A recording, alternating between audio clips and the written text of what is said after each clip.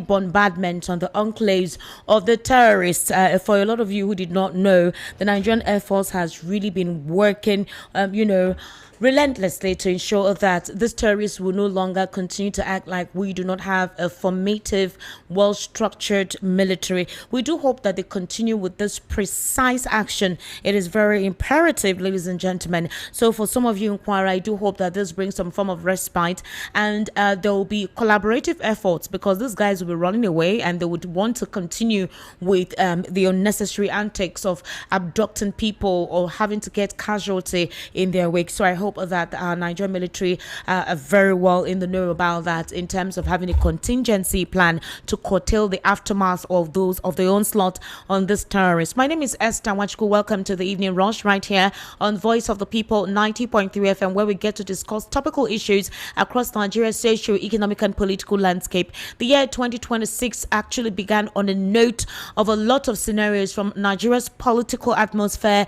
to security, which seems to have escalated but is being trying to be de-escalated. And then obviously there are conspiracy theories, permutation, the unity and harmony or sanctity of Nigeria staying in place as the 2027 elections approaches, complaints about misgovernance, misappropriation of funds, Nigeria being seen as a crime scene, politicians taking advantage of the docility of some aspects of Nigerians, and unaccountability and lack of transparency to things when it comes to the government. These are issues that were being complained about in 2025, and there are talks and high expectations that the year 2026 no one would experience all of this. But however, let me start off with this information. Based on the alleged coup, 16 officers are to face military trial at the DHQ. The Armed Forces of Nigeria, they have concluded investigations into cases involving 16 military officers arrested over acts of indiscipline and breaches of service regulations, with some of them set to face trial before military judicial panels.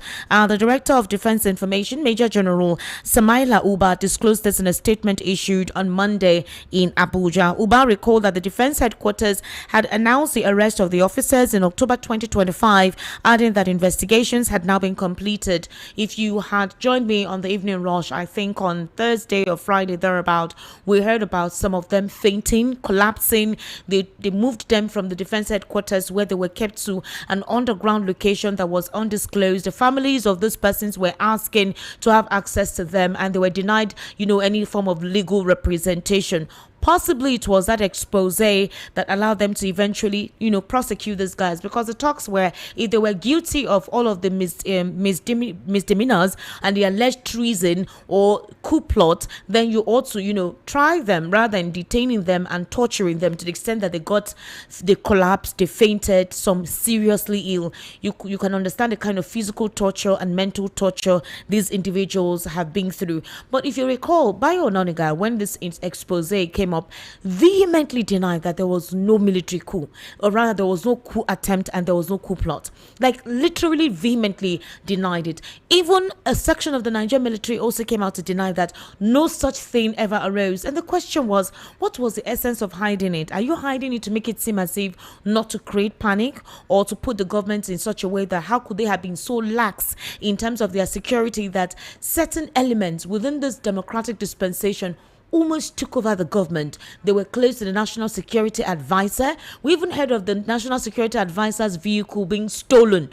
Like, how is that even possible? It tells you the porosity within our military formation. And so, is this what they were trying to hide when it was obvious what was going on? And then we began to get updates of the investigations, the names of those involved, and eventually they did not say anything anymore. They did not give us an official statement. The Nigerian military up to today has not given us an official statement that there were some certain individuals within their ranks who wanted to overthrow the government of President Bola Ahmed Tinubu. So, however, it may seem that it is indeed the good that we have some, unhinged media outlets. When I mean unhinged media outlets that are not sponsored by the government, that can literally expose some of the things the government would not want to ordinarily disclose to Nigerians. So right now, that is currently ongoing. Interestingly, too, we can actually tell you that while Nigerians are trying to grapple with the situation on ground and get themselves together, the political scenario is also ongoing.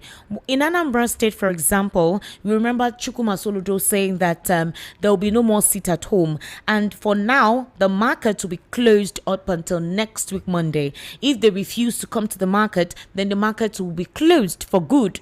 And, the reason is because he wondered why up till now they are still observing sit-at-homes. He believes that there should be no reason for a sit-at-home to continue to be compelled with. And so if they refuse to adhere in terms of discipline, then no problem. It is as simple as the markets being closed for good and until next week Monday. And if next week Monday the markets refuse to open, then obviously they will still close up the market and ensure that nobody comes to the market. So a lot of Nigerians were saying, no, this is not right. Some Anambrians were saying, no, this is not right. But Chukwuma Soludo seems to be very, very serious about that notion. He said, we will not allow you guys to continue in this manner, to do things the way you want. So in response to what the Anambra State Governor Chukwuma Soludo said, Barrister Aloy Ejimako, the special counsel to the leader of the indigenous people of Biafra, Mazi Nnamdi Kanu, said that no executive order or action by any government in the southeast can bring an end to the weekly Monday sit at home,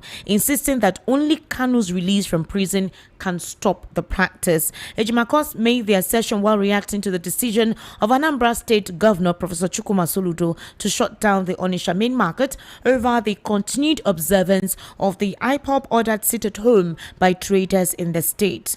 Governor Soludo made a statement today. He issued a stern warning to traders in the state, insisting that they must open their shops for businesses from Monday to Saturday or relocate elsewhere.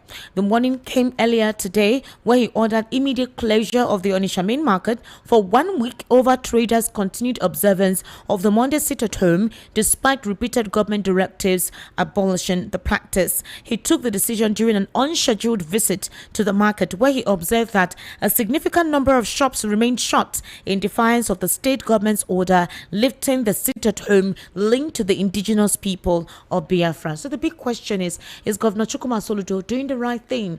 There are talks that the Monday sit at home has debilitated the economic value of the southeast. I mean, Monday is a very important day in the week. It's the first working day in the week. People want to go to banks. Court cases cannot hold on. Government offices and parastatals and agencies cannot operate very freely because of things like this.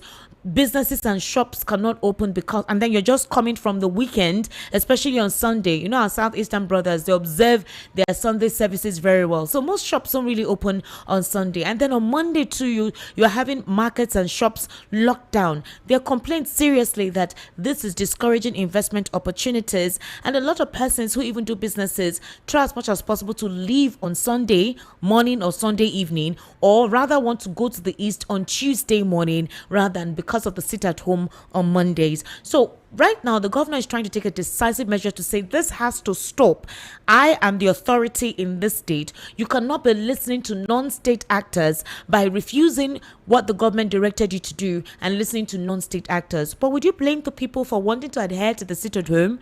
They love Nnamdi Kanu. They feel this silent protest would actually facilitate the release of Nnamdi Kanu if the elders in the region or the politicians in the region are not speaking forth. If this economic crippling or crumble or whatever affects businesses in the southeast, maybe they'll facilitate and expedite the process or negotiation for the release of Nnamdi Kanu. But this process has been ongoing for years. Has it helped the case of Nnamdi Kanu? Has it in any way even moved them to consider his case being listened to? We're going to be looking into this evening with Barrister Darlington Agumor. Today is Monday, so he's actually with us.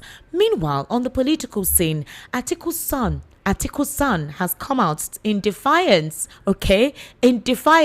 to, will I say, his father, and in defending the current party that he has defected to. He said nobody can defeat Tinubu. Like literally, he said it openly. Now, the question a lot of Nigerians were saying, could this be one of those very prodigal sons. You know, when you have plenty children, and then there's one that is very stubborn because you're not even aligning with your father. And this is a very critical statement for you to make at this point in time, very sensitive. So he made a declaration today in Yola after collecting his APC membership registration card at Gwadabawa Ward in Yola North local government area of Adamawa State. Abba said he joined the ruling party to contribute to what he described as the economic and human development reforms of the Tinubu administration. And your father is in the ADC.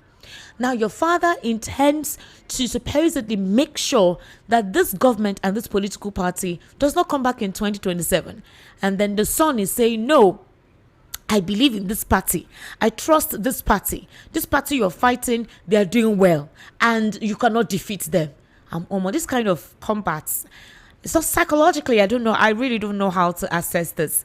Barrister Darlington will tell us precisely what it means. Some persons have said Atiku Abubakar is a liberal person. The children can do what they want to do. But this sends a strong signal. It's just like Tinubu's son saying that, Daddy, I don't like what you're doing. I'm going to go to another political party. I will not support you. Hey! How do you nail somebody like that? Anyways, that's basically what it is. We'll be looking into what that actually portends, what that means, all right, for the ADC now and the person of Atiku Abubakar and the whole coalition plan. Now, in that particular regard, we're having the ex-Labour Party campaign DG, Osuntokun. He has resigned from the Labour Party and confirmed that he has joined a new political party, which is the ADC. He's a former Director General of the Labour Party Presidential Campaign Council, Akin Osuntokun. He has formally resigned from the Labour Party and pitched his tent with the African Democratic Congress. Osuntokun is who actually disclosed very recently. He's a former Managing Director of the News Agency of Nigeria, confirmed his defection to journalists. He cited deep-seated internal crisis and what he described as deliberate sabotage within the Labour Party. He explained his decision by saying that those currently controlling the Labour Party are working against the party's ideals and the country's democratic interest. He says, you should know that the people in control of the Labour Party are people who are just there as internal saboteurs, referring to Abure, Arabambi, and the likes. According to him, the party leadership was more interested in transactional politics than genuine nation building. He says they are there to sell the party to the highest bidder, and it should not be it should not be to the interest of anybody who is authentically there. The former Labour Party chieftain also disclosed that his decision was influenced by the earlier exit of key political allies from the party and that his support base is the Peter Obi group. So, I mean, it was expected for him to have actually left the Labour Party to join the ADC and join Peter Obi's group as they have exited the Labour Party. Now, the big question that came to mind was, what is Dati Baba Ahmed still doing if there are talks from every quarter that Obere and the likes are the ones creating issues in the Labour Party? They deliberately sabotage the party and they're all about money, transactional politics, basically just the money. So why would Dati want to remain with such persons? Arabambi went on a national television station to say that Peter Obi, they were the ones who made him, that is the Labour Party made him, and that he should tender his resignation letter, to the Labour Party, meaning that Peter Obi has not completely left the Labour Party. There's no official resignation letter, so that Peter Obi should leave, that they were the ones who made him. So if he says he's no longer in the Labour Party, then he should tender his resignation letter. And Julius Abure is also insisting that the Supreme Court did not say he is no longer the chairman of the Labour Party, and they're going to appeal the court's judgment. So the Labour Party is still within its internal chaotic court cases issued. So does this validate the exit of Peter Obi eventually, especially for those who are thinking that there is still an opportunity for Peter Obi to go back to the Labour Party when he's still embroiled in this kind of toxicity? Oh, well, we're going to look into that in the course of the conversation this evening. Now, let's look at the obedience. Yesterday during the political spotlight, I'm sure a couple of you joined me, right? The obedience are insisting that they believe in Peter Obi, that the reason why they're saying Peter Obi or nothing. For example, there were talks that Peter Obi is not necessarily the one who owns the obedient movement. He's not even in charge of them. A lot of them do this because they love him. They ascribe Peter Obi's movement as a movement that is just like Buhari or the Zikist movement. They genuinely just love the man, that at some point in time, the man doesn't even know what he has done to actually have that kind of aura and that kind of love or support.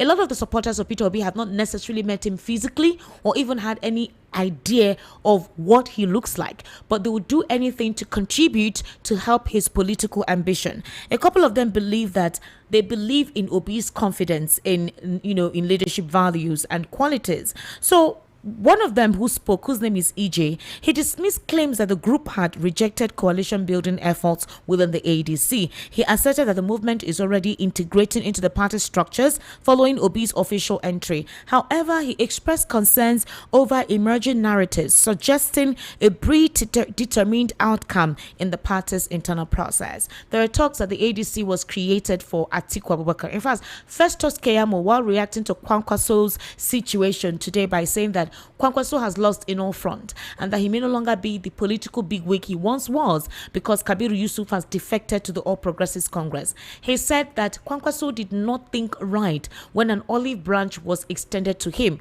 that if he had actually done what Tinubu suggested by accepting the olive branch, he would have had a party to belong and possibly, had a future ahead of 2031. But right now, Kwankwaso may have lost on both sides because Kwankwaso had said he cannot be a vice to Peter Obi. I think that was in 2023. Well, let's see how it goes. But Festus Keyamo, the Minister of Aviation, is stipulating that the ADC was basically formed for Atiku. And that is a narrative a couple of the obedients are saying.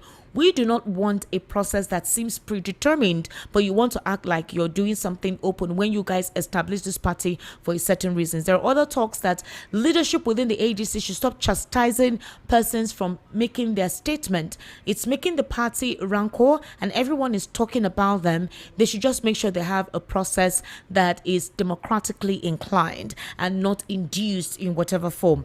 Okay. Barrister Darlington will be giving us his own insight into that as objectively as possible. And Nigeria has decided in terms of arms intelligence support against IS-linked militants, the US has increased its arms and equipment to the Nigerian military. We do hope that something is done as soon as possible. Now, there are talks that loyalists of Nyesom Wike, he has asked them to join the SDP because of the situation with the PDP and the APC, like he has lost both sides. And you heard what Dan Obala said very recently, including the APC national chairman, saying that nobody will be given an appointment who does not belong to the APC. In other words, those who were given appointment and were not in the APC or do not have the APC card as a card carrying member of the APC, it's very, very possible that by 2027 they will not have that grace. So where does that put Wike? Today there was a protest at the FCT and they were calling him Ole.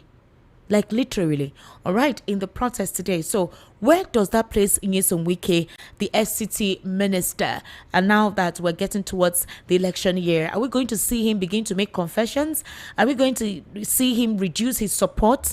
Or is he going to grasp at staying relevant? Fubara's defection to the All Progressives Congress really rattled some cages, especially amongst Wike's cliques. But right now, what does that portend for 2027 in Rivers and the people of Rivers, the loyalists of Fubara and those of Nyesom Wike? We will look into that in the course of the conversation. The APC has come out to tell us that they're not considering changing anybody in terms of the vice that the president is running with. There are talks that the president does decide to change Shetima, that it will cause an internal fraction in the APC and would actually polarize the party further. So the APC has come out to debunk that by saying none of that is on their table.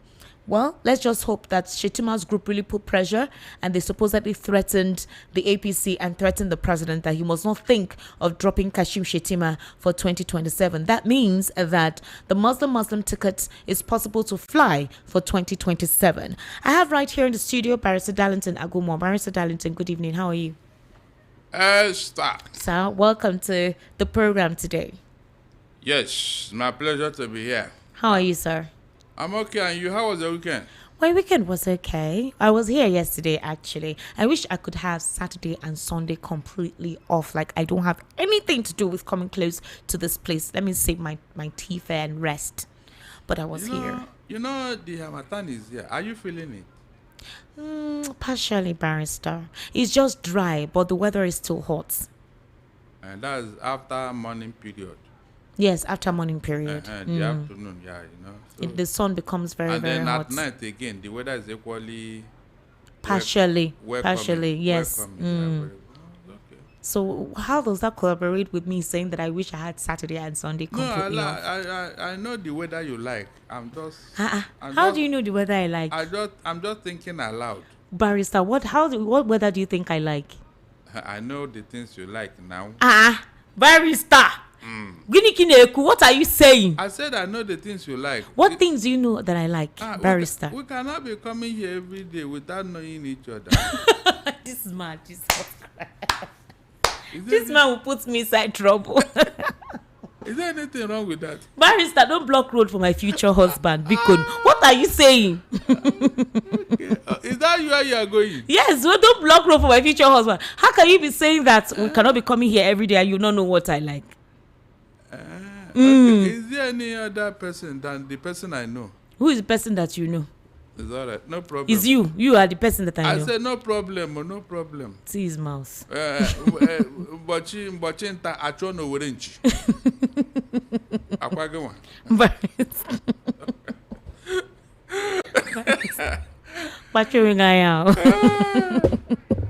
Welcome, sir. Welcome, sir. How are you? I'm okay. All right. Okay. Barrister, let's start off with the trial of the coup plotters. My question was, why did the government vehemently come out to deny that such a thing took place? What was the essence of that? I still up to today. I remember the live interview that Barry Nanuga did and where he vehemently denied this thing. What was there to indicate that possibly there were security lapses, that if something wasn't done and there was a form of effectiveness from the defense headquarters, I don't know what we'll be saying about this dispensation now. You know, when somebody is very adept in lying, everything is lie to that person. Even things that ordinarily, you should say it in a way that it will attract sympathy and condemnation. To those who did it, you now make it look as if it's an abomination. The way they are going about this thing is so embarrassing. It makes you look so childish. Speaking from three of your mouth, three.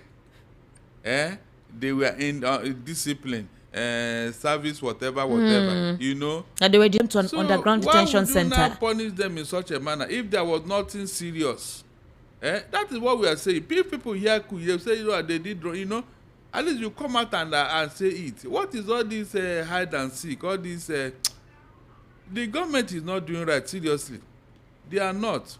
If there is such a thing as a coup, say it. Say it. There is nothing to hide here. I mean, what is have this not happened before? So that when we are punishing them, we know it's okay. There is a reason for this punishment. But if you start punishing them for all those things you are saying, people will now come after you. They will come against you. I'm not joking.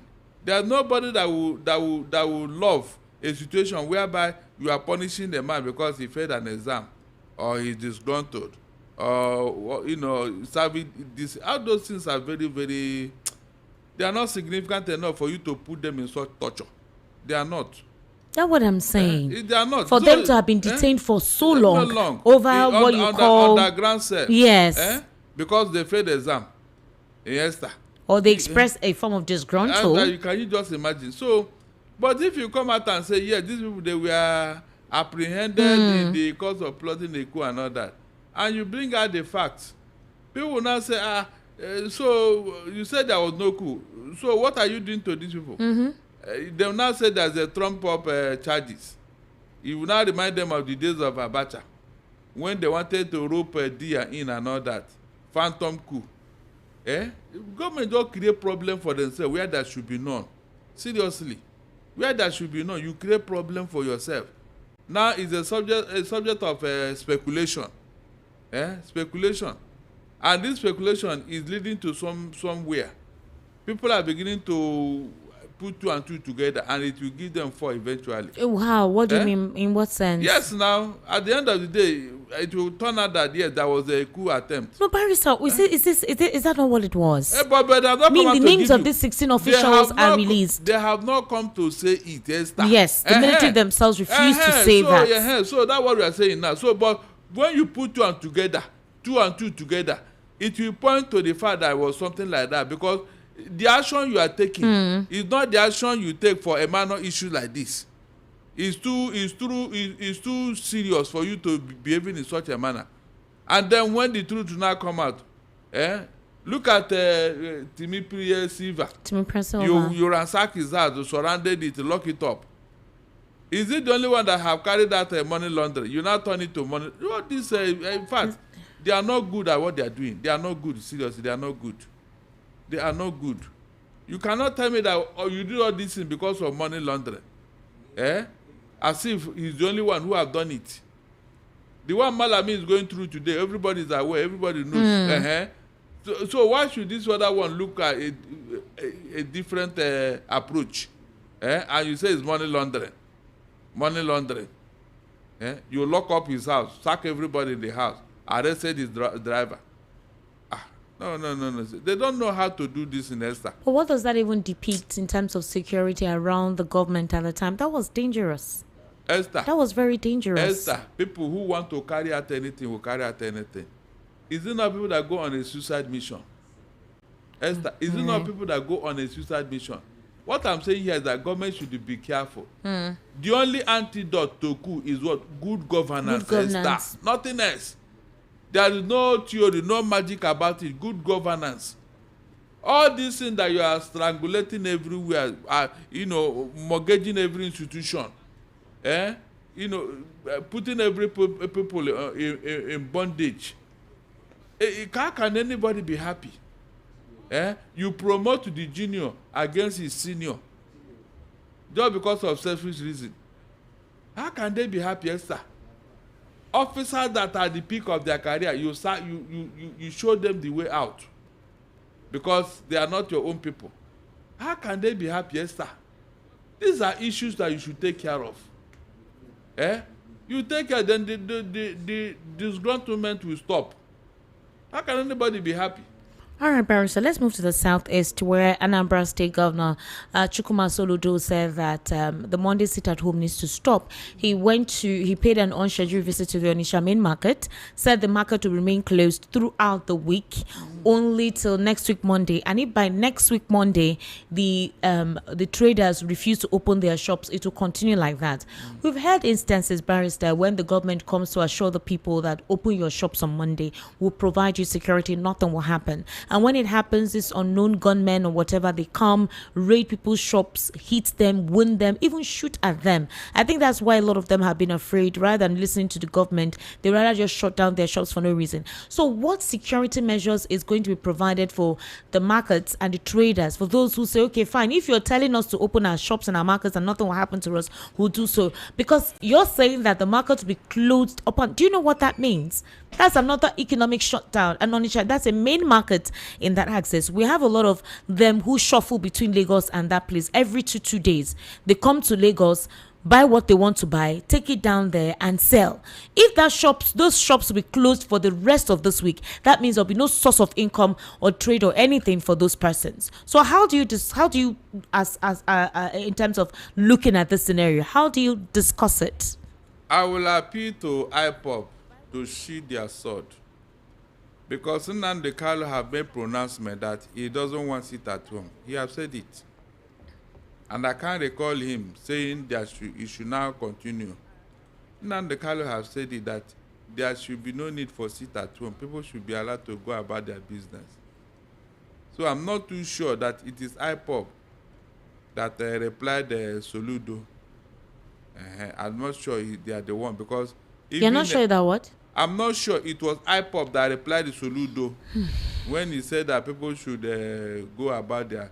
I think they fired back and said nobody had the right to do. No, it was Aloy Ejimako, Nnamdi Kanu's previous lawyer, who is now a consultant, that is saying that nobody has the right to tell them know to force them to open their shops. That's what he's saying, that the only way that can happen is if they release Nnamdi Kanu. And I'm saying that they have been doing this for years now, and rather they accelerated and facilitated, his detention. But now he's in Sokoto prison. So the sit at home, is it actually working?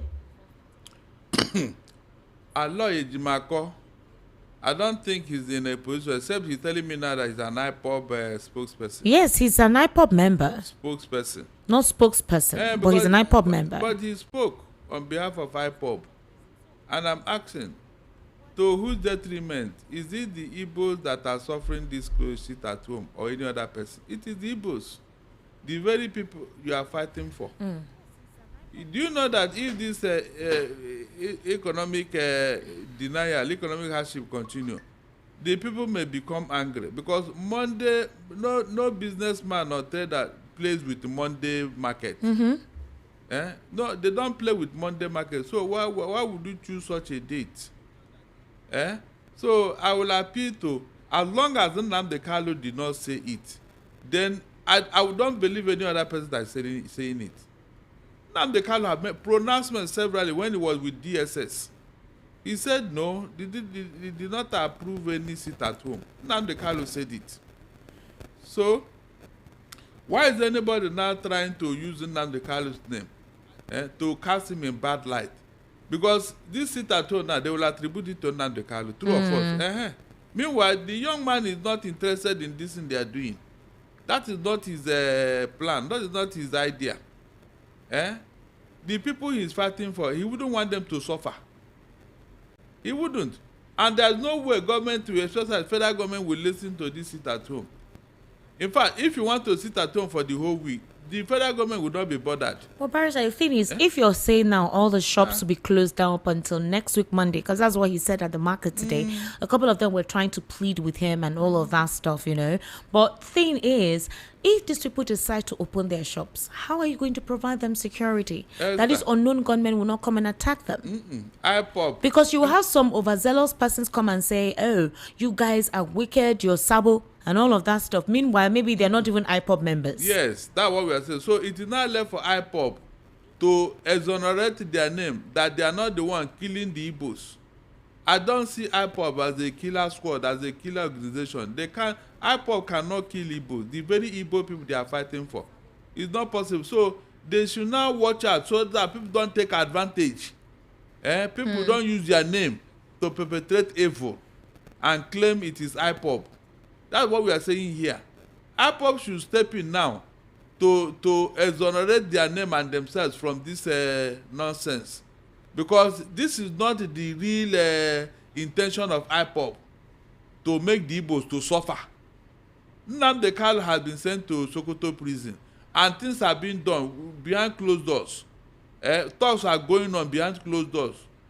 And so please, you people should not mess it up again and then bring this killer squad, and they will start insecurity again in the southeast. That's what I'm saying here. The IPOB should make sure that this thing does not happen. They should checkmate those who are behind this thing, because that is not what Nnamdi Kanu said. That's not what he wants. Nnamdi Kanu did not say. He only said that people should come and visit him in Sokoto prison. That is what he has been saying. That's what he said. Nnamdi Kanu said, come and visit me, be coming every day. Group after group will come. Turn Sokoto prison into a Mecca. That's what the young man said. He didn't say you should close your whatever for him and all that. He didn't say so. Let it be clear now. Let it be, because this is how this problem will start now. Let it be clear now, please. The economic shutdown in the southeast, is it to whose benefit? People come to the southeast to buy market, Aba, Onitsha. In fact, from West Africa. That money is lost. That money is lost for that day. So who lost and who benefited? Please, you people should look into this matter. IPOB, you people should rise up to the occasion. Don't allow people to paint you black. Don't allow people to call you a terrorist organization, because the world did not know you for that. Don't want anybody to go and be shooting somebody because he open shop and they say it is IPOB. Is that what you want? Be very careful so that people don't give you the name you are not bearing. No. Be very, very careful. I'm talking to IPOB now. Don't let people paint you black. We have been doing this in over the years. Eventually, Nnamdi Kanu was sent to Sokoto prison. So, is it not time for you to look for another means, another way? You are not punishing the federal government. You are punishing your own people. When you say that it will continue until they release Nnamdi Kanu. Who is suffering? It's your people now. It's your people. And before, if this thing continues now, people will now begin to hate you people and call you names. Is that what you want? Please, my brothers, please, let us apply wisdom here and do this in the other way. There are ways to do this now. There are ways to do it, not this unnecessary behavior. It will not help us. That's what I'm saying here. All right, very interesting. Let's look at the situation like this, Barrister Darlington. So, you recall the situation with Kwankwaso, right? A couple of people feel that Kwankwaso wasn't smart. One of such persons is Festus Keyamo, the Minister of Aviation. Now, so today, just like Festus did when Peter Obi eventually joined the ADC, he wrote a lengthy piece, a very lengthy piece. And he did the same thing earlier today. He says that he has always admired engineer Mohammed Rabiu Musa Kwankwaso from a distance, but he appears to have been boxed, he had to have boxed himself into one of the tightest corner in his political career simply because of his refusal and indecision to take the olive branch that was offered him by APC much earlier. So he gave a breakdown. He said, fact number one, Kwankwaso wants to be president, but none of the major political parties will pick him as a candidate in 2027, which is APC, PDP, they are zoning to the south. And the ADC's ticket is Atiku's to lose. What he's saying is that Atiku is the owner of ADC.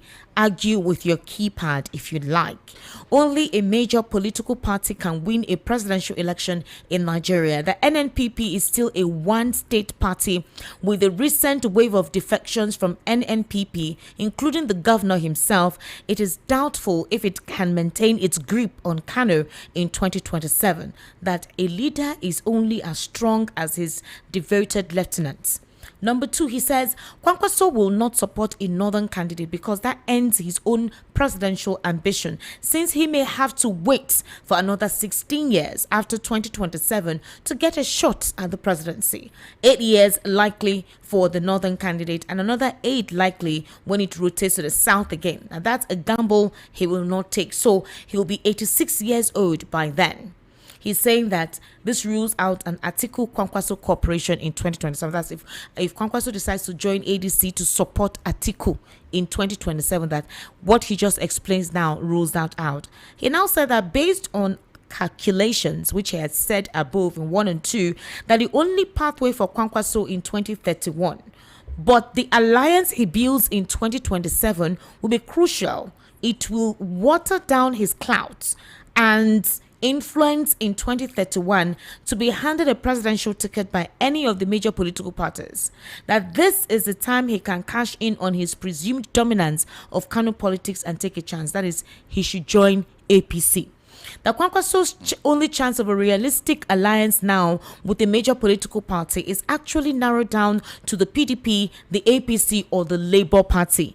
Only if, now look at this, he put that in bracket, only if Peter Obi returns there and picks the 2027 presidential tickets and he agrees to run as VP candidate to Obi.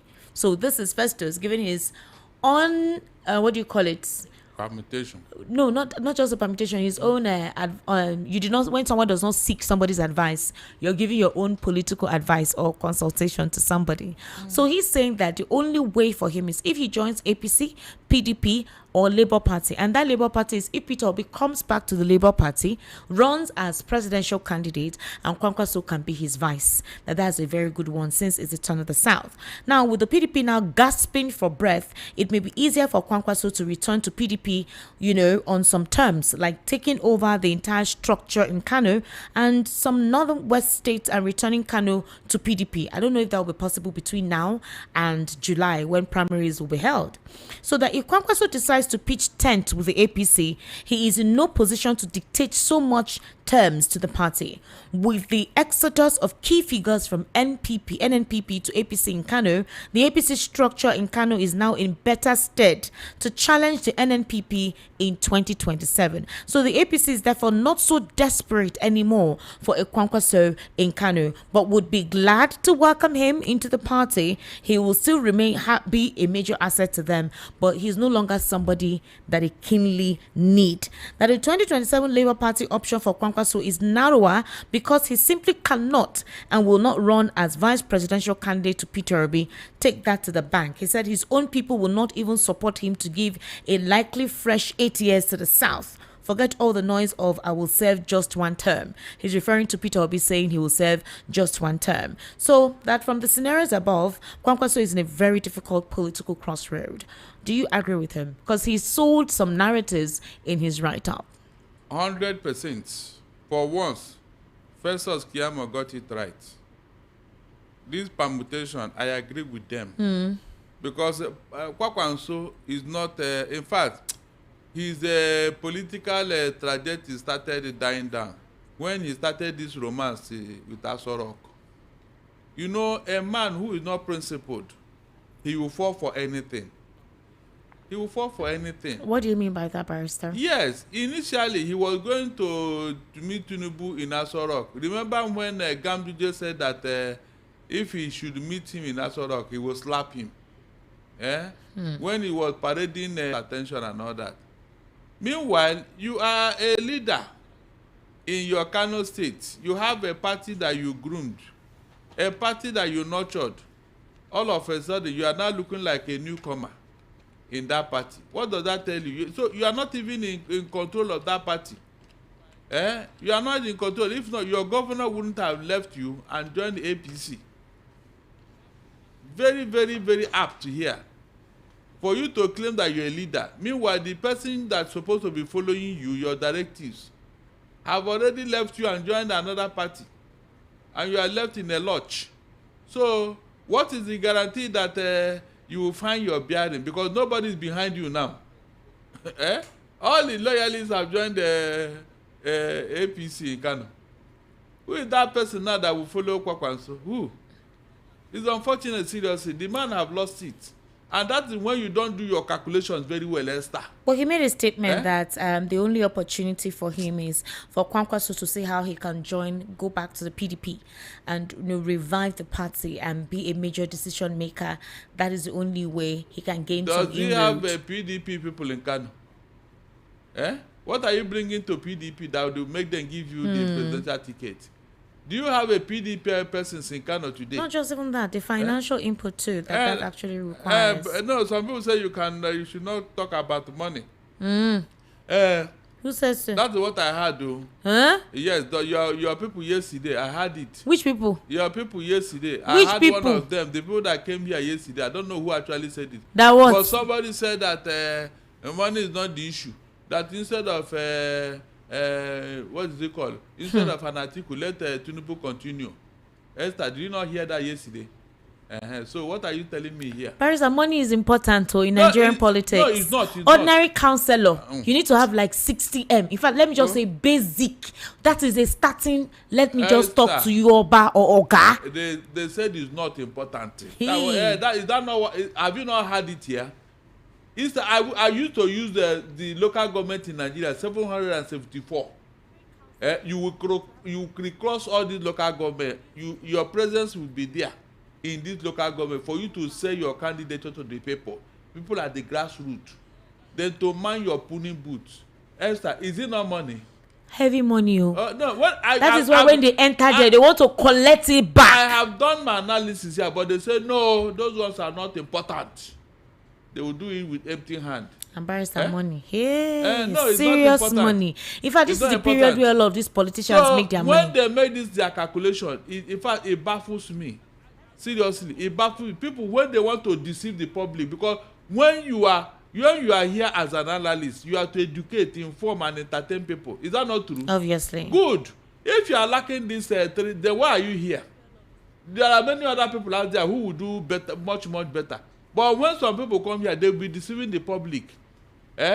Telling me that what's it called? That Hope Uzodinma, that he is not doing what others are doing in APC, even though he's APC. What happened under Hope Uzodinma, Esther? It is 100 times worse than what has happened in any state in Nigeria. True or false? True. The young man that died under his watch that made him not to sit down in Owerri. Esther, you mean when you are doing this, you will not remember all those ones, Abi? You will not remember all those because he did not carry Tinubu's cap. He did not carry Tinubu's clothes. And so what kind of thing is this? Those things are too small, too elementary to what happened in Imo State under Hope Uzodinma. It's on record. Why is it not sitting in Imo State? Esther, why is it not sitting? Why is it not in Imo State?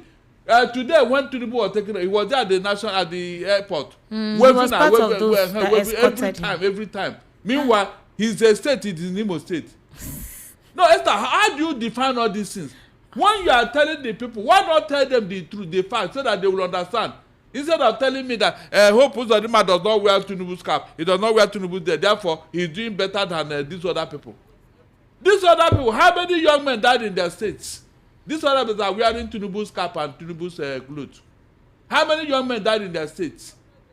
How many? Is there anything that worse than killing somebody? Is there any other thing worse than killing a human being? Exterminating him completely. You're saying that the others who wear the president's cap, nobody's killing them in their How states. many in that number, as in Imo State? In Imo State, okay. No, in that number. So meaning that he should stay back in the states and govern the states. Let him stay back and govern, and they wear Tinubu cap. In fact, he should all the family should wear Tinubu's dress and everything. Let him stay there. It will be 10 times better for us than this killing that happened in Imo State. That Amnesty International has to come in. Mention any other state apart from the northern region where there is insecurity, terrorism. In the southeast, Imo State was the hardest hit in this terrorism under Hope Uzodinma's watch. So when you are telling me that because he's not wearing clothes, therefore he's doing better, he has sense, which kind of sense? They told you to kill your people and you agreed. If a Hope Uzodinma said that nobody will die in Imo State under his watch, it will not happen, Esther. He's the chief security officer. He will make sure it did not happen. But under his watch, look at what happened in Imo State, and it's still happening. How do you exonerate it? That's my question. That's how. All right, barrister. So please, when people want to talk, let tell people exactly the truth, so that they don't make examples that are not adding up at all. All right, we're going to take a very short break. Do stay with us. This is still the Evening Rush right here on Voice of the People 90.3 FM. My name is Esther Wachuku. You've been listening to Barrister Darlington Agumore. We'll take a very short break and the program continues afterwards.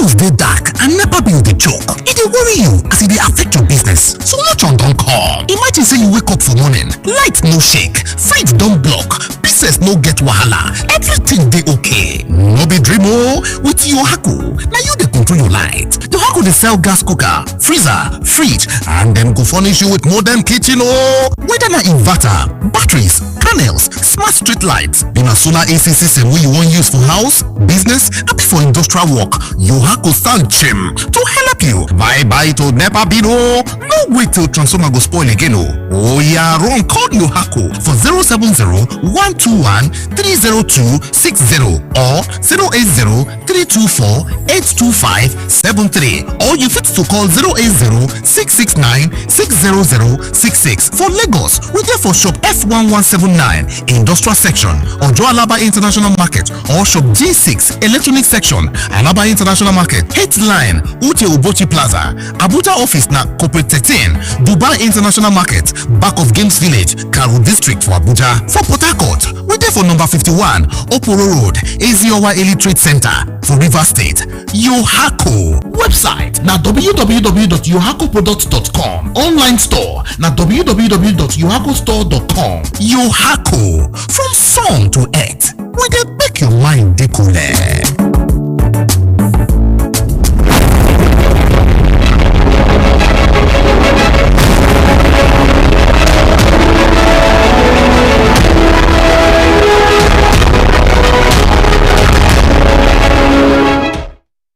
Welcome back. This is still the Evening Rush right here on Voice of the People 90.3 FM. Yes, the conversation continues. We'd like to open the phone lines early enough today, so some of you who really want to contribute can contribute. Barrister Darlington Agumore. So let's look at Atiku's son. Now, a lot of persons were saying that. Imagine if it was Peter Obi, this kind of thing happened to God. Hey! Therefore, don't die Sam, chop him mouth, finish, chop bone, throw a put for dustbin. But I like how? And you know, it begs the question. It's just like the president's son working for the opposition while his father is the president. It speaks volumes, you know, of what the president's values and ideals are, that your son does not trust your political ideals. And if people are speaking ill of your father and you're also not supporting your father, it means that whatever it is people are speculating, Tinubu will definitely be undefeated. You know, it's almost like whatever antics you guys think you have, not for the father. A lot of persons felt that when he joined the APC, that, oh, he's going to supposedly be like a mole, and you think that the APC would not be wary of him, of the kind of information that they disclose or kind of things they say around him. I don't know if you understand what I'm trying to say. So now he's saying that no person can defeat Tinubu, and that he believes in Tinubu's good governance qualities, his policies for economic reverberation and integration, and that he believes overwhelmingly in President Bola Ahmed Tinubu's policies. So how does this put to light, or how do you perceive the scenario for Atiku Abubakar? It's part of the political strategy that Atiku is putting in place for his son. What do you mean by that? Yes, because whether you like it or not, Atiku will retire from politics. Okay. Maybe after 2031 or 2027 because of age and everything. But why an opposing party? Look, Esther, when you say political strategy, it takes wisdom, because the Bible said that wisdom is the principal thing. Whatever you do, get it. In everything you are doing in life, you must apply wisdom for you to achieve a result. Don't just do things anyhow and expect a result. It's not possible. This man and his son, they are doing something that people ordinarily, people who don't understand will say this boy, they will call him names. Now maybe some people will say he's a bastard or not, you know. It's the normal thing in our political mentality. Anybody who want to toe a different line from what you are saying, the person is seen as a renegade. But come to think of it, if Atiku is no longer in the picture, definitely he will not continue to finance and sponsor ADC. If they don't give him ticket and everything, he will definitely leave ADC. And ADC does not have a sponsor. It will not become a shadow of itself. The son went to a place whereby he don't need anybody to sponsor him. He will be there to represent the interests of APC in his own state or his own region. You can see now, he can now leverage on the name of his father. When the chiefs are down, if they are looking for somebody to represent them in their region, of course the son will be the possible candidate, because he has age to himself. He has his father's background and everything. Is that not strategy, Esther?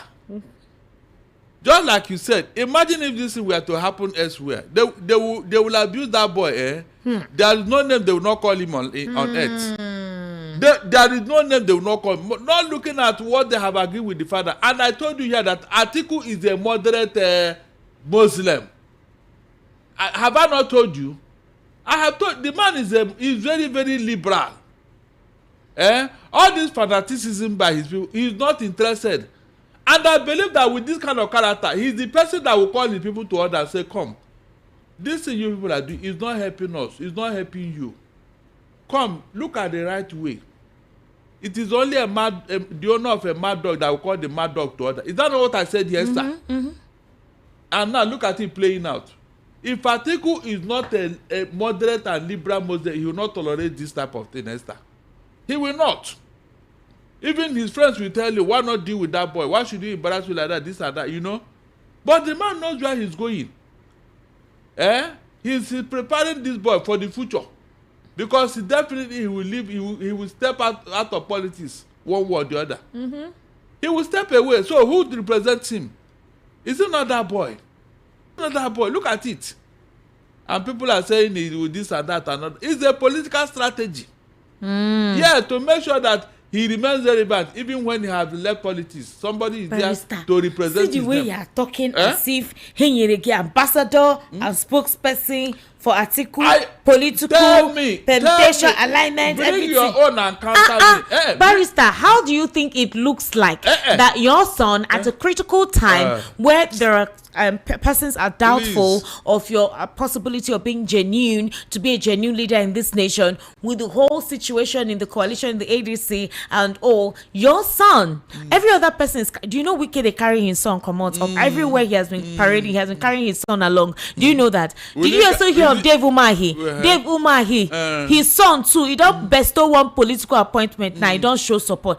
And it is his own political party. Esther. Wait, Barrister, wait, we are talking about it. Hold on. Then you are now saying that somebody's son went to go and join APC, and to your front is saying that nobody can defeat Tinubu, and you're saying that it's all political strategy. Those people you mentioned, are they the same age with Atiku? Atiku is looking at his political future. So those ones, they are not looking at their political future. Look at the age that they are still active in their different political parties. That you don't think that is because they want to retire that they are putting their children there. Obasan's son is now local government chairman in Lagos. Listen very well.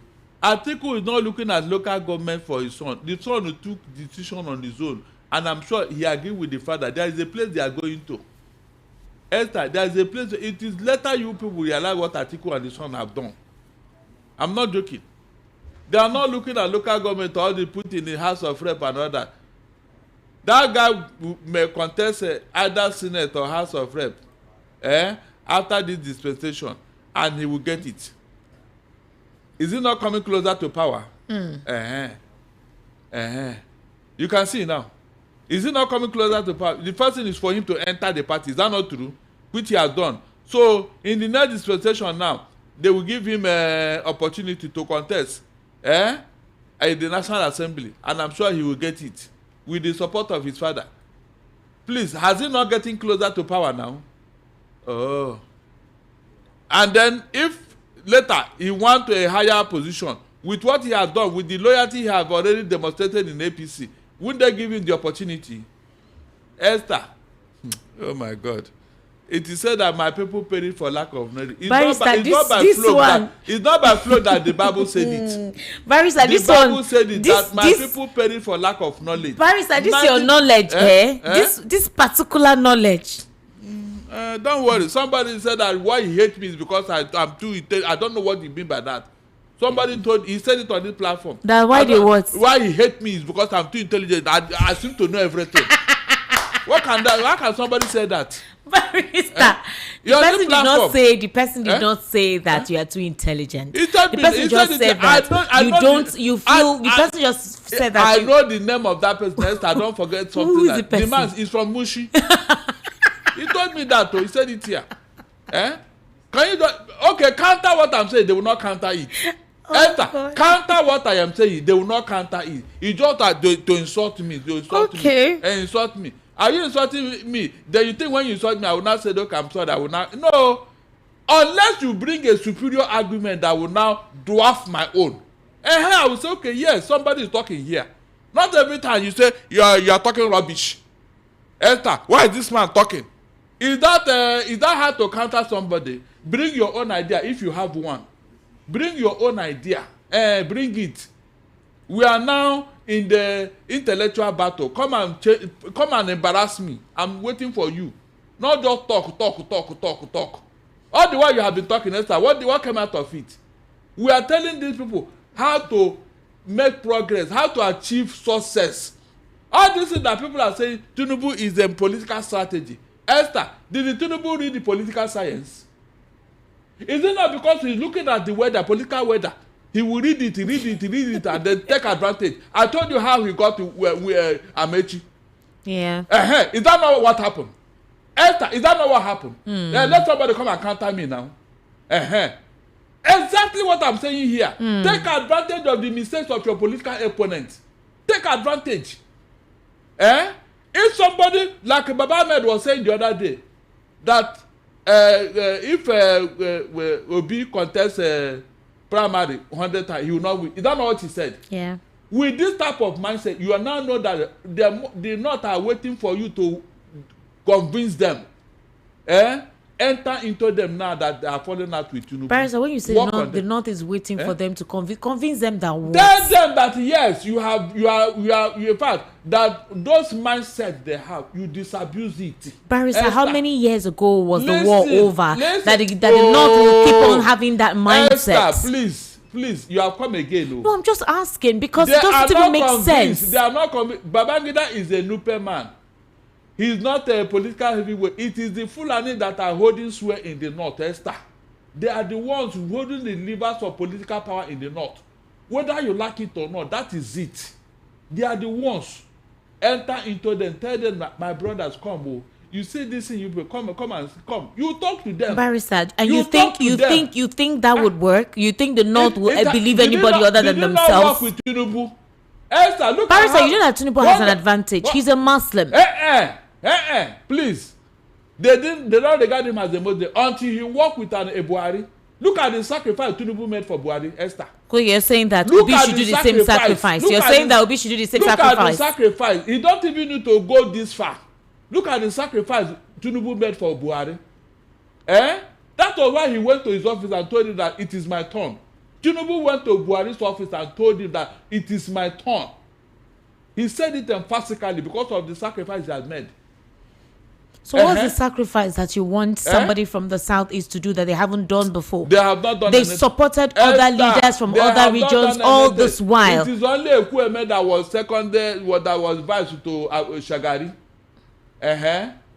It is only Ekwueme that had been vice to Shagari. What do you mean they haven't done anything? What sense? In what sense are you referring to? Where is that party that the Southeast are holding today? Are they not holding Abba? What is that party that is the Southeast are holding today politically? Are they together? Hold on, are they together? Like the North will say something and everybody will follow. Is that what is happening in the Southeast? Tell me now. You can see. You don't have a block vote. They not have a block vote any day, any time. They have a block vote. Esther, true of us. True. Ganduje said that. Can't you penetrate that block vote and get it? How can you get it? Is it by talking?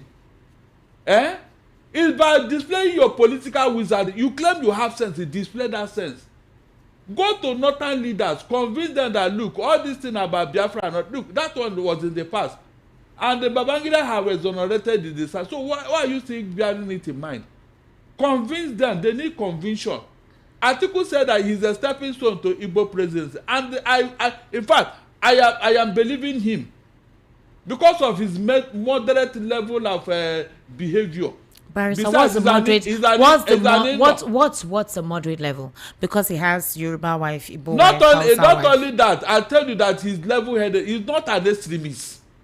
Nobody can accuse Atiku of being an extremist. Meanwhile, this man has made sacrifice, which is clear to everybody. Atiku had this thing on a platter of gold. Just take. When the governor said that they are not supporting Obasanjo had to plead with Atiku, and the man, he surrendered. He surrendered to Abiola.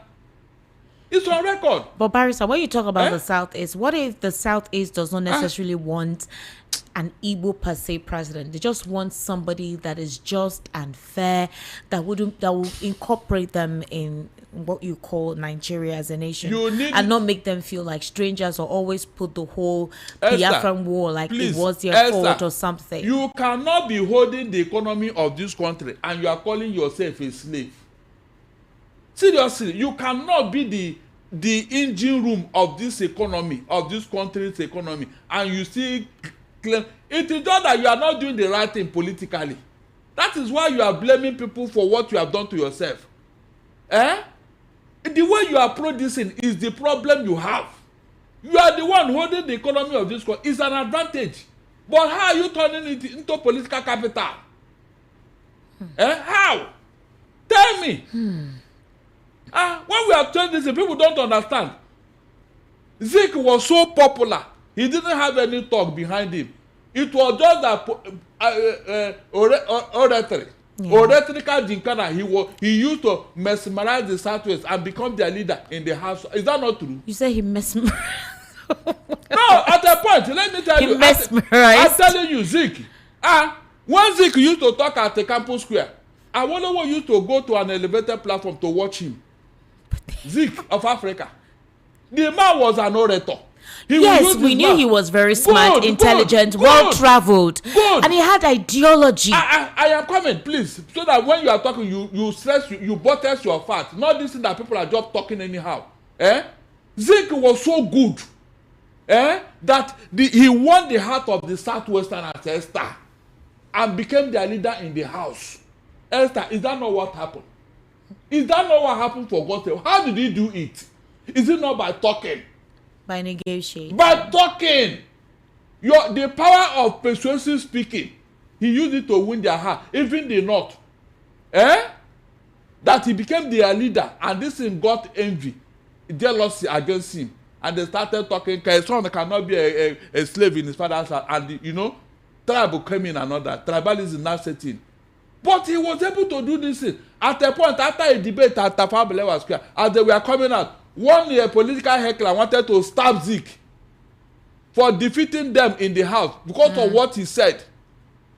As he was trying to do that, Amechi, the first aviation minister, went to cover the back of Zeke to stop the stab. And the man now stabbed Amechi. When Zeke turned around and saw what happened, he said, the boy is good. His boy is good. That's why they were calling that man the boy is good, even at 80 years. These are things that happened. You don't have money, they use wisdom. Okay, so but Barrister, let's come back to how we digress to this. Your son, at this critical point in time, that you need is a form of evaluation that is a plus for you, now decides to go for an opposition that you claim is not doing right by the people. You say that Tinubu has done bad for the country, blah blah, and that's the reason why you feel the ADC as a political party is in the right stead to do what needs to be done to ensure it doesn't get back there. But your son is paying solidarity and homage to that. So I am asking you this question, Barrister. What if all those in the ADC that are considered as political top tiers? They didn't say that Tinubu gave you money, Abi. But that's the next thing that's what I need to say. Anyway, El Rufai's son is also in the APC. So what are we even saying? No, they don't know what they are doing. They have read the signs. Look, you see this Northerner, they know politics more than you. Esther, forget about every other thing. It is these urchins among them, these renegades from the Sahel, that is painting them black. They know this more than you. Esther, if you had told that the very person that will liberate the Israelites is being groomed in the house of Pharaoh, the daughter of Pharaoh will be the one nurturing Moses in the house of Pharaoh, would you have believed it? No, nobody would have. But did it not happen? But Barrister, you need to see that article, son. You understand what I'm saying? What are you saying? I said, will you understand what people are saying? What are they saying? That he did what? What's something that I have not done before? Where do you guys used to talk? They are planning for their political future. That is what I'm telling you here. No, there's no other strategy except this thing I told you now. So that even if their father is out of the stage, they will still remain relevant. Barrister, let's go and join politics. Let's go and join politics. Will you agree? For generations, this people are just eating money. Oh no, hold on. We need to agree on certain things. What do we need? Which is it not? Charity begins at home. Then we cannot go outside. What are we agreeing to? Is it not to set up political party like this? We need to join them. Join which one? The women leader. You cover Ajawo State. I will not cover my own area. But the money must come first. Somebody needs to give us money to do all that machinery that working. Oh, this other one that are giving money, is it not Nigerian money? Barrister, politics. If I eat the money, what will happen? Barrister, how area go na politics? So they might have before. Chineke. They might have before. My God. Mention any of them that enter politics as a pauper that did not become a prince overnight. Barrister, you hear billions. You will see them building houses from nowhere. One person. See Ebonyi State Governor Francis Nwifuru. Barrister. Oh, you are even going far. Look at the people at the National Assembly. Look at how much they are being given as constitutionally allowed that nobody is paying. The governors that are defecting in Coup. The governors that are defecting in Coup.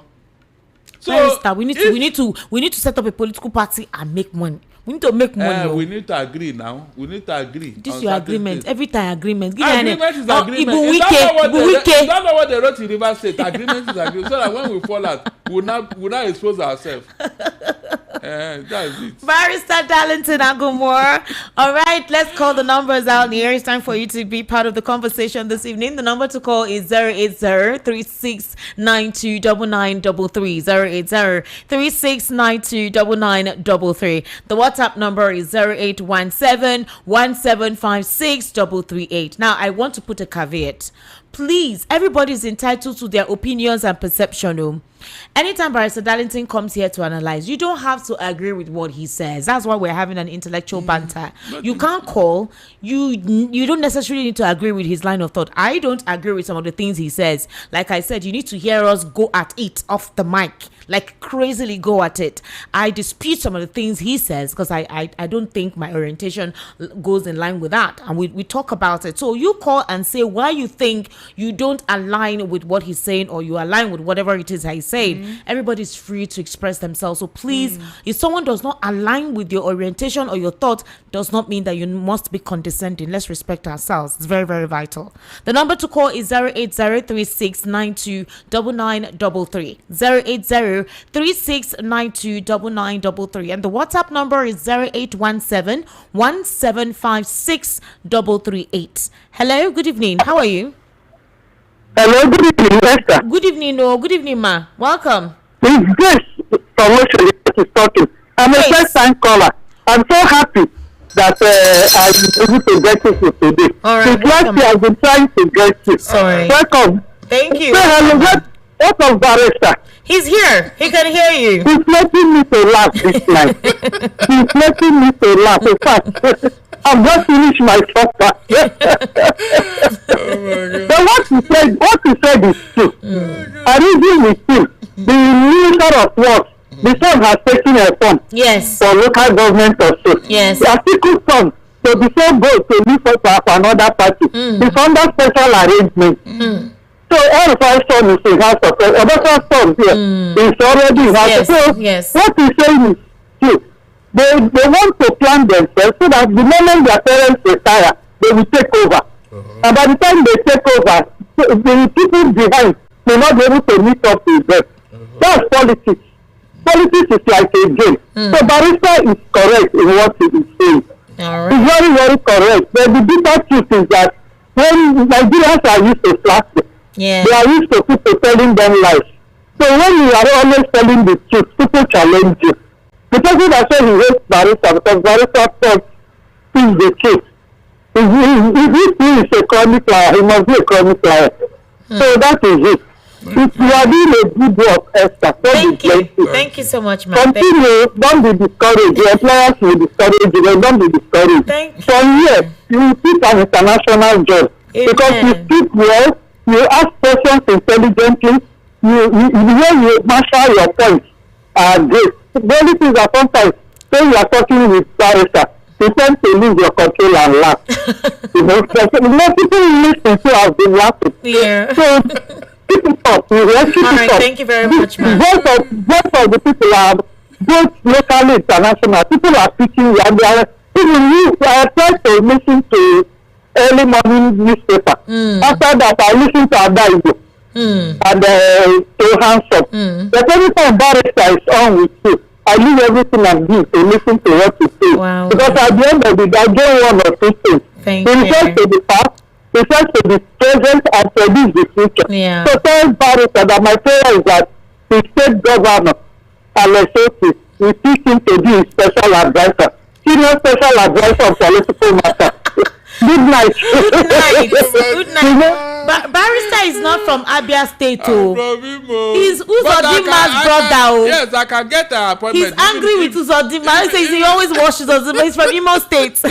But Esther, it was Imo State that created Abia, so I can get an appointment there. Even in heaven, self. God will talk to me yesterday. Really? Yeah, he was telling me that what? That I will not be political advisor on Nigerian affairs. I mean, God, do. Hello. Hello, good evening. If you don't agree, go to God. Yes, good evening, Esther. Stop this. Hello, sir. Esther, good evening. Good evening, sir. Welcome. How are you? Very well. Good evening to Barrister Darlington. Good evening, sir. Welcome. My brother. Yes, ACN from Amuodofi. Welcome, ACN. Thank you. Esther, I just want to say two things actually. One is that this issue with IPOB. Yeah. I think sometimes we really need to take it outside of the media. I have a friend in Mmewi who in several occasions has told me that it was on their own volition, on their stay at home on Monday, because anybody is forcing them to do that.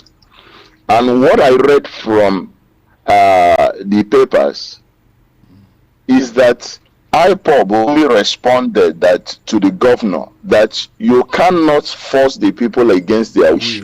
So I don't think IPOB is actually telling anybody to sit at home. They have never taken that position. Ever since Nnamdi Kanu came out to say everything that is related to Monday sit at home is cancelled. IPOB has never forced anybody to stay at home. But the people on their own, some of the people on their own choose to show that allegiance. They felt, wrongly or rightly, that they want to identify with Nnamdi Kanu. So when we are talking about it, we must present it in the right context. Exactly. And when the governor come out to say, if you don't open your shop on Mondays, your shop will remain closed.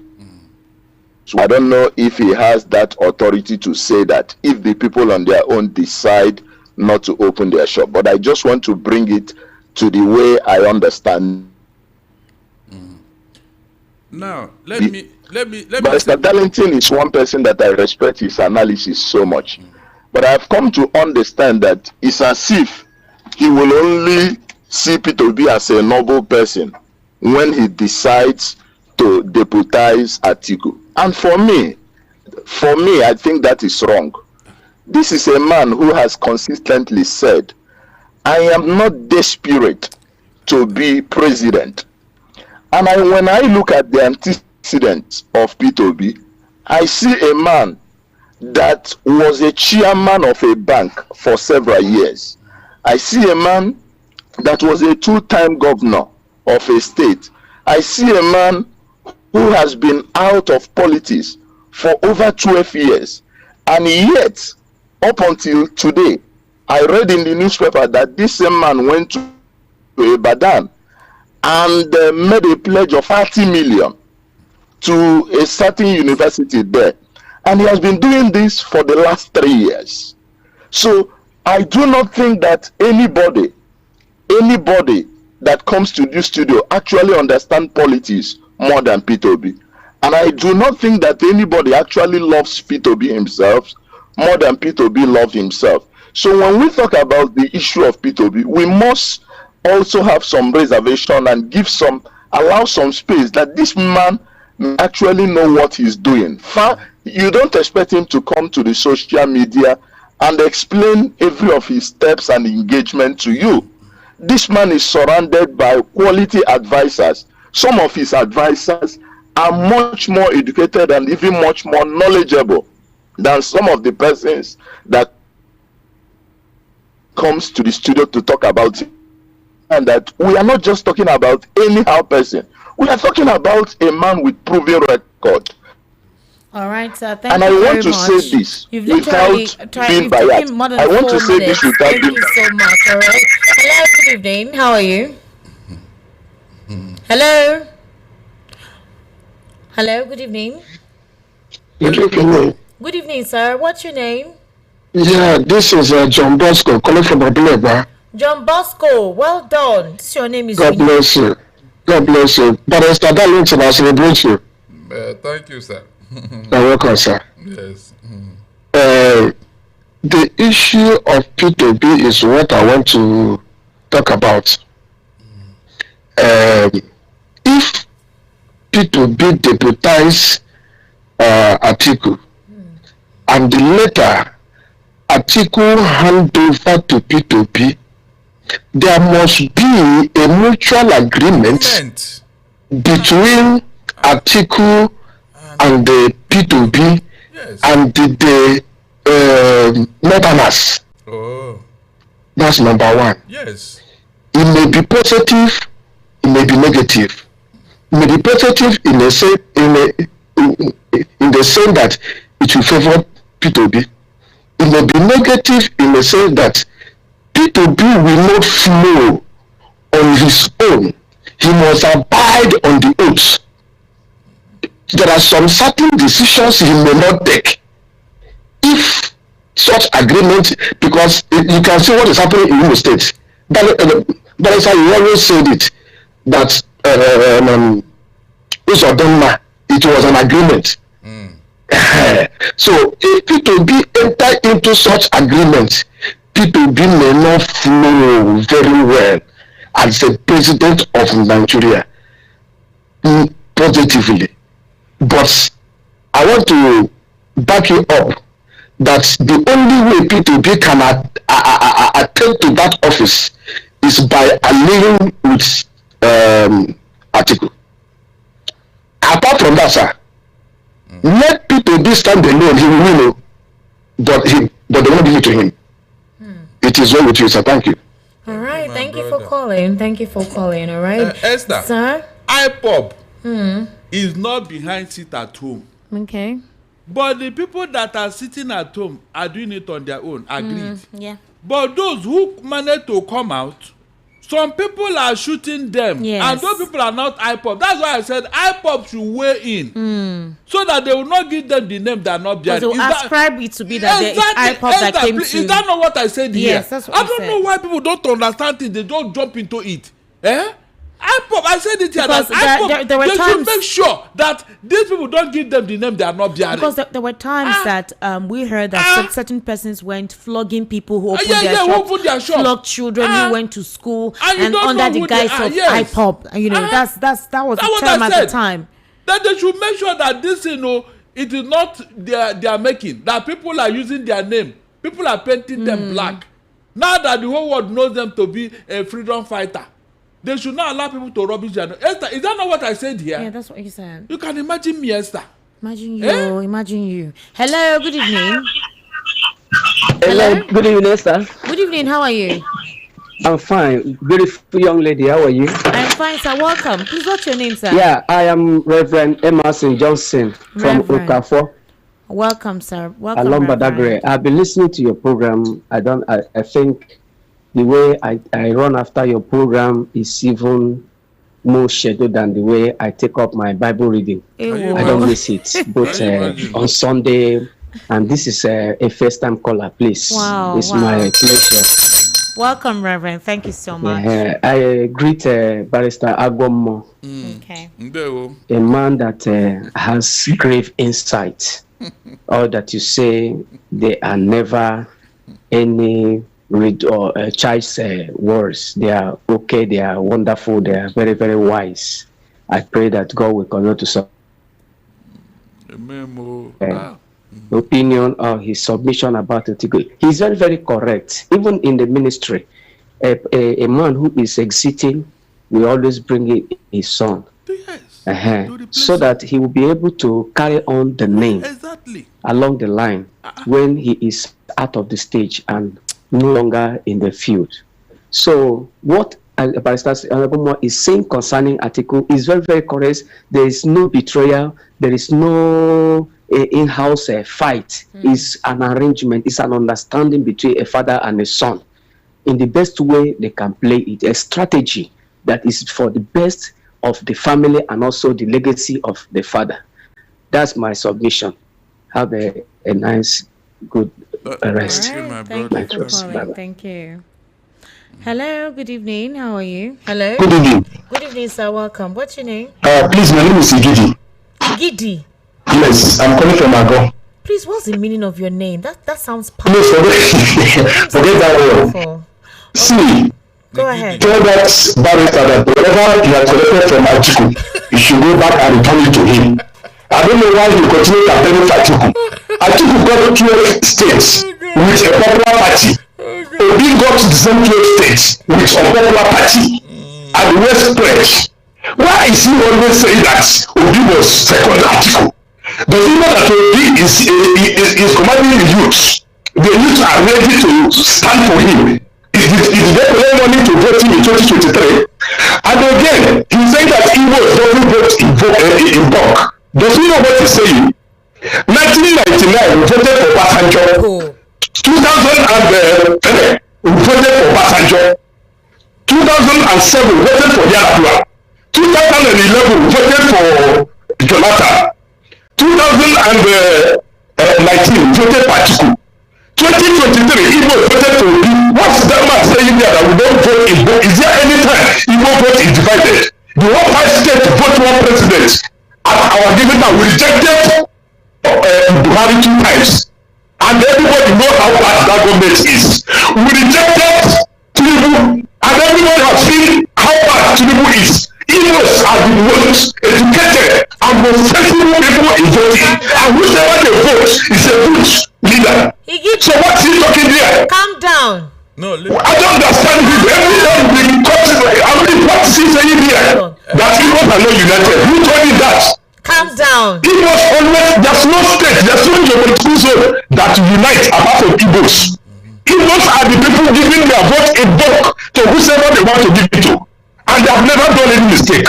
When we voted Obasanjo, we didn't do any mistake. We recognized the Igbos. When we voted Yaradua, he recognized us. When we voted Jonathan, he recognized us. We rejected Buhari and we rejected Tinubu.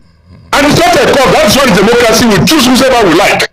All right. So he should not be, whatever he has collected from Atiku, we should go and return it. Oga, stop shouting. And allow anyone to rest. Oga, stop shouting. Okay, fine. It's okay. I don't like what he's saying. Please. You don't do, but I have told you. I have told you something, Igidi. Hold on, He has collected something because every... No, Igidi, calm down. Barrister, wait, let me correct something. I know you would talk, please. I remember before I opened the phone line, I told you guys, I said, you don't necessarily, Barrister, can you allow me speak? You don't necessarily need to agree with Barrister Darlington. I have told you that on several occasions, I also disagree with him. Now you called Igidi, you gave your points as to counter the things that Barrister Darlington said. Good. That's it. You didn't need to shout. You didn't need to make ascriptions and say he has collected dollars. No, now. Okay, fine. Esther. And hold on, please, you guys. I know that emotions are heightened, but please calm down when you call on national radio. I understand your emotions. I understand how you feel. I understand the circumstances that has put you in the space that you are. But please, I beg you, when you call on radio, apply decorum. Do you understand? Esther, please. Thank you for your intro there. I want to ask a question. All those events that happen and the way it happened, is those events the same thing today? Is that not important that when you are playing a music, as the music tune changes, you too, are you not supposed to change your dance steps?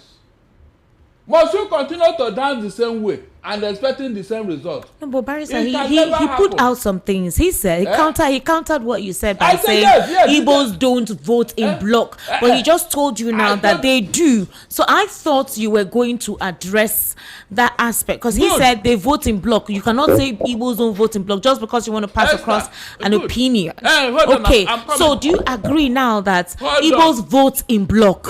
You don't agree? We don't. The facts are there. We don't.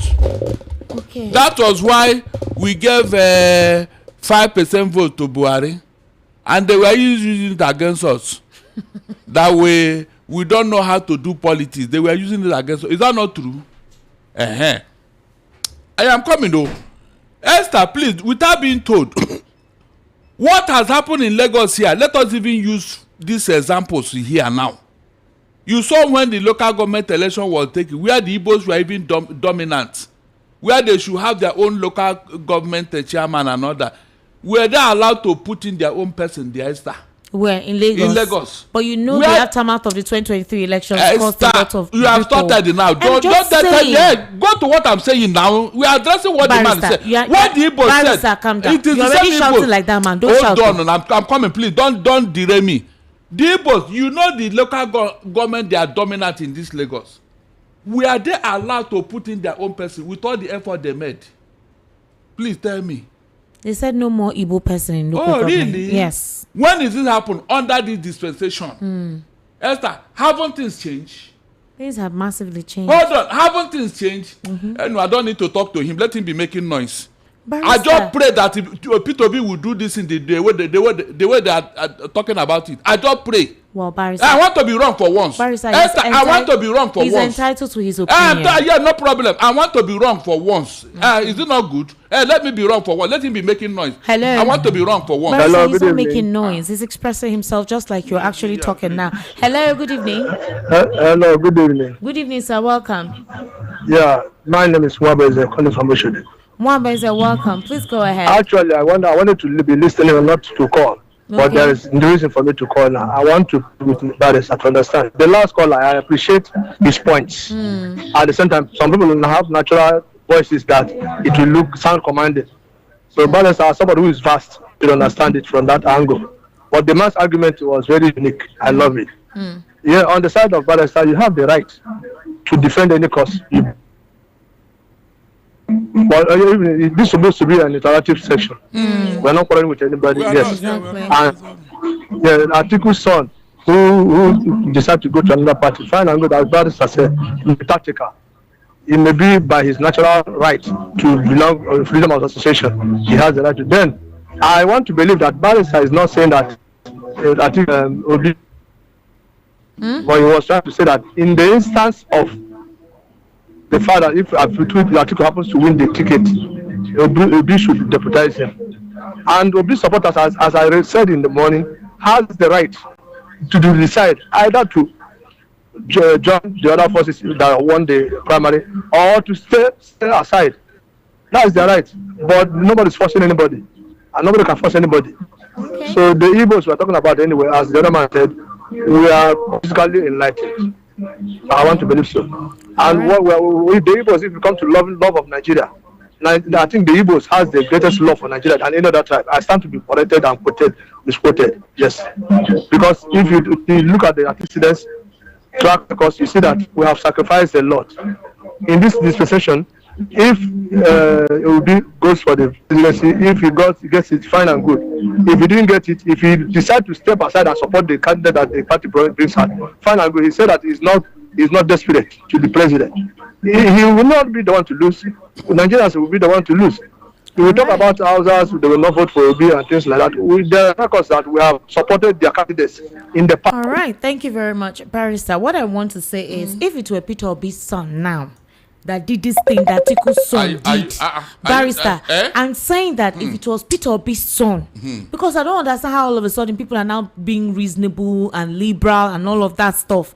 Imagine if his own son had said he's joining APC while he's in ADC. You will see what they will tell and you. He's making a statement that Atiku's son made by saying his father cannot defeat yes. So how do you think that feels? What even the opposition themselves, I am surprised that The APC, nobody is even talking because nobody. No, but if it were Peter, I mean, I'm just trying to understand this thing. How if it's any other person, tell you the mindset of my Igbo people, the way they do things, the way they talk, and somebody. Which mindset of your Igbo people, Barrister? Why are you making too much noise about this? Barrister, no, it's not. No, what I'm even trying to talk about is that Atiku's son joined the APC, and nobody, not APC, not PDP. Not anybody said anything. But imagine if Peter Obi's son was one that came and decided to join a different political party. How do you think the opposition, the current government in power, especially how do you think they will see it? They will say even your own son don't pour whatever on you, does not believe in your principles. But you are defending it by saying that it is a strategy, it's a continuation in politics. And I'm saying the same thing doesn't. Hold on, I don't know. You know, I've always told you here, it is how you behave and how you talk will determine how people will approach you. Barrister, you think... I am coming, please. The way we have been talking about P2B, everything P2B, even our own Igbo people, the way they talk about this man, you would think that he's the only one contesting this election. Esther, two of us. Hold on, is that not true? Have you heard Atiku people talking about him? They talk about him very well. Wait. On this platform or where? How many of them have called here to talk about Atiku? Is it because they've not called? How many of them? Tell me now. Not so many. So what are you saying? So that's what I'm talking about. How many people have called here to tell Atiku, don't agree with Obi? If you don't get the ticket, we will leave you. What are you saying now, no, Barrister? Have you seen anybody talking to Atiku? I need to know where you're heading. What I'm heading is that the way we talk. Who is we? Where we the boss? We. So you're saying that is why they would lambast Peter Obi's son if he joins a different political party? I'm trying to marry your head, your line of thoughts. Listen, I'm telling you the truth here. How many people have called here to tell Atiku, if you don't get the ticket, if you support Obi, I made a statement right now. What I'm saying and what you're explaining are two different things. I said if it was Peter Obi's son that made this statement that Atiku's son made, I don't even understand how the entire polity would be now. And you're saying that it's the way our people talk. How does that relate? You heard me clearly. Yes. I don't know why you are trying to twist this thing. I'm not twisting. I'm trying to understand where you're heading. I said it because of the way we react over anything that had to do with Peter Obi. We'll carry it on our head as if he's the only one contesting this election. I ask you again, have you had anybody here talking about Atiku the way we talk about Obi? Have you had anybody? You left it and you're talking another thing. No, Barrister, I don't know. It's like you're not understanding me. He went to APC. APC see it as a big catch. They catch the son of their opponent. So what do you want them to talk about? What do you want them to talk? So you don't think that have they been talking to Atiku before? They've not been talking. Okay, is it not to be that they are all talking as well by Ononoga and the other people? Is that not to be? And I'm telling you here, have you been reacting against it? Okay, let me take your reactions, please. They talk to Obi anyhow because they think he's an Igbo man. Hello. Hello, good evening. They talk to him anyhow. Hello. Madam Esther, good evening. How are you, sir? Welcome. My name is Phillips. I'm calling from Oshodi. Phillips, please go ahead. Well, that is great. Well done, my brother. I'm surprised the way the Igbo talk. In fact, if we continue on this track, on the way the Igbo are reasoning, I don't think they can be able to occupy that house. This is a national election. And we all know, as good as Peter Obi is, he may have the number of the Igbo, he may have the number from other way. The only gateway is to deputize Atiku. That's what I think. If he can deputize Atiku for a very short time, he will be able to occupy the government house. Some people are saying he can stand on his own, better he lose the election and continue to retain his integrity. Then, if I were to be him, for me to stand alone and going to contest and to lose election, I better quit politics. But if really he wants to be a president, he must stay with that people and learn. Thank you. Good evening. Thank you very much. And I even gave you an example of what happened in Lagos here, where Igbo, we have numbers of Igbos in this. Hello, good evening. How are you? Good evening, sir. Good evening, sir. Welcome. Please. This is Emeka from Ogun State. Emeka from Ogun State. Yeah, by sovereignty, please, I want to beg you, please, don't mind what people are saying. Actually, because of you make me to be in a VOP since almost 2 years now. You speak like a prophet, and everything you are speaking, all of them always come to pass. if you follow our people, Igbos, you will make a mistakes. Don't mind them. They are only having mouth, but there is no action in them. And nothing. Everything you are saying now, they cannot listen and they follow it until when it happens. They will see now you are saying about me and the Kalo, and they are attacking you. And now they have finally carried Nnamdi Kanu go to Sokoto. All of them, what can they do now? Nothing they can do. They have carried their brother, put it in the hand of the terrorists there now in Sokoto there, and not many of them can do. Only but they are saying if anything happen, What have they done now since they have taken there? My brother, thank you, Jerry. So please don't mind all they're saying. You are making a point. Not that you hate to be. Not that maybe you don't want to be there. Please don't mind all they're saying. Just overlook everything. Continue your good work you're doing. God will always bless you. That's what I would say. All right, Emeka from Again State, thank you for calling. Hello, good evening. Oga, turn down the volume of your radio, please. Turn it down completely. Okay. Hello. Good evening, sir. How are you? Fine. Good evening, Balasada. Good evening, my brother. My name is Obina calling from Ejibu. All right, Obina, please go ahead.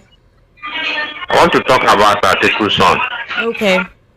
Atiku son walk by sight, not by faith. That's the reason why he joined APC. Mainly looking at how the Nigerian politics is going. And he said the truth, that nobody can win Tinubu because of how things is in this country. Then coming to Obi, if Nigerian politics is being done according to how it's supposed to be, Obi will win everybody hands down. But this Barrister is talking about how Nigerian politics is being going. But there is a place Barrister is making a mistake. There is nothing, even though Obi deputize Atiku, he can buy the minds of the North and the Yorubas. They have joined their minds together to be punishing the Southeast people. Not that in a playground, when election be conducted, an Igbo man will not win the election. We will win. The masses have already cooperating with the Igbos. But the people, I believe that there is some people that are kingmakers of this election, especially presidential election. It's who they love and we give it to. Thank you. All right. Hello, good evening. Hello. Hello, Esther. Yes, sir. Good evening, sir. Thank you for waiting. Please good go evening, ahead. Sir. Yes. Good What's evening, your name, please? Yeah, from Chicago. Tony from Chicago. All right, Hello? go ahead, sir. Yeah, Tony, yes, we can hear you. Yeah, this is Tony from Chicago. Yes. Go ahead, sir. Yes. My standard, you have to calm down. There are certain things you say that we have to agree on, there's some we disagree. That's what we call public opinion. Of course. On the issue about Obi, I know deep inside by standard thing, he wants Obi to be president, but by standard thing is looking at it as Nigerian system requires. If it's Obi is contesting under the American system, I don't think anybody will ask him to go and deputize anybody because the system is pure. Yes. But as far as the Nigerian system is concerned, and the factors among it that helps to win election, Obi to me, I'm standing with, you should work with Atiku, under Atiku. But on the other part, I started to please. I think Atiku's son has committed a political suicide. It's not good. It's not representing Atiku. If you are looking for a president and your son is against you, it tells very bad. But I know because it's Atiku, that's why the story is not making noise. But if it's Obi now, I think hell will lose. Please, on that issue. On the other one, please, Igbos, I think presidency, Igbos are united in taking their stand who they vote. Please, thank you. Have a nice day. Thank you. All right, thank you so much. Kudos is with us in the house. Kudos, how are you? I'm very fine. Welcome. Welcome. Good Please, evening, everyone. Please enlighten us. All right. How do we make money? How do we invest appropriately? Give us the secrets. All right. I'm going to be doing that. Good evening, Esther. Good evening, Nigeria. Once again, my name is Victor from Kudos Homes Limited. In fact, I want to say again, Happy New Year.